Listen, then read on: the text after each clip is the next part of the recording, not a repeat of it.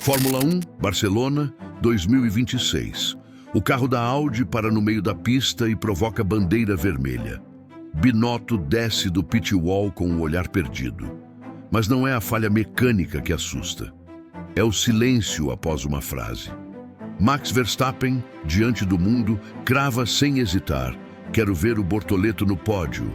Ao lado dele, Isack Hadjar, protegido da Red Bull, engole seco. O clima pesa. Algo foi rompido.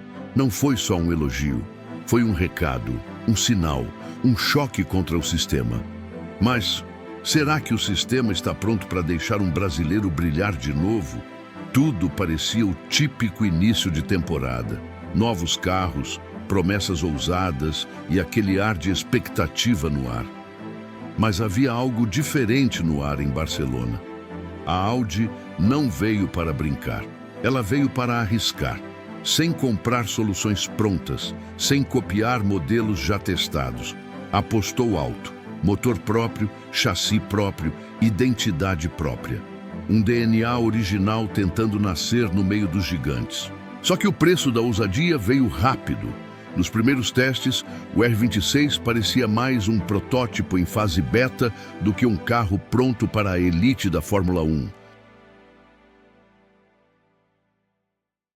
Você sabia que repercutindo notícias aqui na internet, como nesse canal aqui, você pode conseguir valores como esse aqui, ó, apenas uma notícia. Olha só o quanto rendeu. Se você tiver interesse em saber mais, vou deixar um link aqui no comentário fixado. Vai lá. Eu tinha medo de me cortar fazendo a barba. Testei o Philips One Blade e foi outra história. Corta, apara e alinha sem irritar a pele. Dá para usar no seco ou no banho. Depois disso, virei fã. Link no primeiro comentário afixado. Com apenas 27 voltas, a telemetria começou a apresentar falhas. Pouco depois, a suspensão traseira colapsou. E como se não bastasse, o sistema de recuperação de energia, peça-chave da era híbrida, travou completamente. Mattia Binotto, um dos nomes mais experientes da engenharia da F1 e hoje diretor da Audi, soltou o que talvez seja a frase mais honesta da pré-temporada. Nunca vi uma lista de problemas tão longa. O paddock balançou. A mídia europeia correu para os microfones. A Audi parecia estar à beira de uma crise antes mesmo da largada. Mas no meio do caos, um brasileiro não piscava. Gabriel Bortoleto, estreante na categoria, manteve a frieza de um veterano. Ignorou os ruídos em volta e transformou cada falha em feedback técnico. Enquanto os engenheiros discutiam em tom de desespero, ele seguia trabalhando. Volta após volta, mesmo com falhas mecânicas, Bortoleto foi encontrando ritmo. No último dia, completou 66 voltas sólidas, uma marca que chamou a atenção pela consistência. Nico Hülkenberg, que divide o cockpit da Audi com ele, não passou nem perto desse desempenho. E isso, num ambiente onde cada milésimo conta, é tudo. Foi aí que Max Verstappen apareceu no pit lane. Parou, olhou, observou. E minutos depois, soltou a frase que incendiaria os bastidores. Quero ver o Bortoleto no pódio. Mas por que Verstappen, o maior nome da era atual da F1, diria isso? O que ele viu em Bortoleto, que o resto do mundo ainda está ignorando? A coletiva de imprensa seguia o roteiro padrão. Pilotos, jornalistas, câmeras ligadas, tudo ensaiado, previsível. Até que alguém fez a pergunta: Max, quem você quer ver no pódio em 2026? Todos esperavam o nome óbvio. Um companheiro de equipe, alguém da Red Bull. Talvez um elogio político a um jovem talento do programa da marca. Mas Verstappen não hesitou. Olhou direto. A resposta foi seca, quase cirúrgica. Gabriel Bortoleto. Por um segundo, o tempo parou.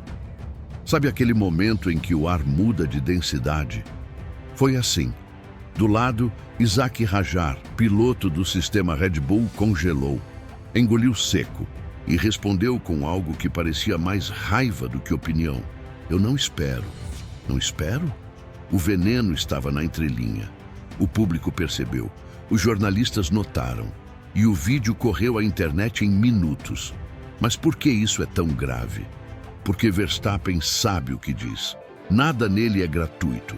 Ele já treinou com Bortoleto, já viu o brasileiro no simulador, no kart, na pista molhada e nos trechos onde o talento se revela. Quando o carro já não responde e é o instinto que guia. Max conhece esse olhar. Ele já teve esse olhar e viu o mesmo brilho nos olhos de Gabriel. Mais do que isso, Verstappen sabe o que acontece com quem é ignorado pelo sistema. Ele mesmo foi uma exceção. Só conseguiu furar a bolha porque teve um pai ex-piloto, uma estrutura europeia, uma Red Bull disposta a bancar o risco. Gabriel não tem isso. Por isso, a frase não foi apenas um elogio, foi um recado. Um sinal público de alguém que já está no topo dizendo: "Ei, parem de fingir que esse cara não existe." Agora pense comigo, por que um tetracampeão colocaria seu nome em jogo por um estreante que nem é da sua equipe?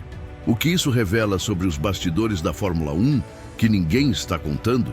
Se você acompanha a Fórmula 1 de verdade, já viu esse filme. E o final raramente muda. Rubens Barrichello, com talento de sobra, foi engolido por ordens de equipe que o impediram de vencer quando podia. Felipe Massa, a apenas uma curva do título mundial, viu a estratégia desabar diante de seus olhos. Uma taça perdida por segundos e por bastidores. E agora, Gabriel Bortoleto, um brasileiro calado, disciplinado, de cabeça baixa, mas que na pista fala alto. Alto demais para o conforto de alguns. A pergunta é: por que a história parece se repetir? Será que ainda pagamos o preço por sermos emocionais demais? Ou, talvez, por sermos independentes demais? As grandes equipes seguem sua cartilha. A Red Bull tem seu próprio ecossistema. Pilotos formados, moldados, gerenciados. A Ferrari aposta em tradição e controle. E a Audi? Parecia a oportunidade perfeita. Um time novo, um projeto audacioso, espaço para nomes fora do sistema fechado. Mas algo não encaixa. Mesmo com números superiores aos do companheiro, mesmo sendo o único a entender o carro nos testes, por que Gabriel Bortoleto continua fora das grandes manchetes? Os jornais falam do caos da Audi, dos erros de projeto, dos travamentos de software, do motor instável. Mas ninguém fala do piloto que conseguiu domar esse caos e transformar um carro imprevisível em voltas consistentes. É como se houvesse um pacto silencioso, um medo coletivo de reconhecer que um brasileiro fora da bolha pode ser mais preparado do que os escolhidos do sistema. E então, Max Verstappen decide romper esse pacto, com uma frase, uma escolha, um risco calculado. Eu quero ver o Bortoleto no pódio. Não é torcida, é alerta, é código, é provocação. Será que Verstappen está tentando acender um farol? Ou está implorando para que a história não se repita mais uma vez? E se for isso mesmo, por que o silêncio da Fórmula 1 parece tão ensurdecedor? Max Verstappen não apenas elogiou um jovem brasileiro, ele quebrou o script, rasgou o protocolo. Numa coletiva onde tudo é previsível, onde cada palavra é calculada, ele soltou uma frase que incendiou os bastidores. Eu quero ver o Bortoleto no pódio. Não foi gentileza. Não foi marketing. Foi um gesto raro de insubordinação contra um sistema que prefere manter suas apostas seguras. Um sistema que opera em silêncio, mas que grita nas entrelinhas. Gabriel Bortoleto está sendo calado, não com censura direta, mas com algo pior, omissão. Seu nome é evitado nas reuniões de futuro, seu desempenho relativizado por argumentos técnicos, sua origem tratada com mais ceticismo do que deveria. E ainda assim, ele entrega. Na pista, nos números, na frieza, no talento. Verstappen viu isso tudo de perto, nos treinos, nos simuladores, nos papos de paddock que não saem na imprensa.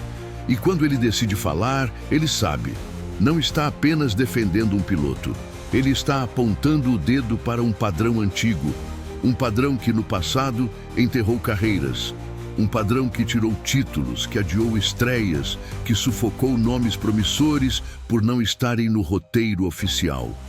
Mas agora, o mundo mudou. A F1 já não controla toda a narrativa.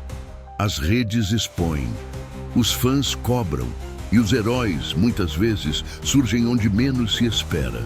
Se Gabriel Bortoleto for apagado, será diante dos olhos de uma geração que aprendeu a questionar. E talvez esse seja o medo real do sistema. Porque não é só sobre o próximo pódio. É sobre o próximo símbolo, o próximo ídolo, o próximo capítulo da história brasileira na Fórmula 1. A tragédia de Senna redesenhou Imola. A vitória de Rubinho redesenhou a hierarquia.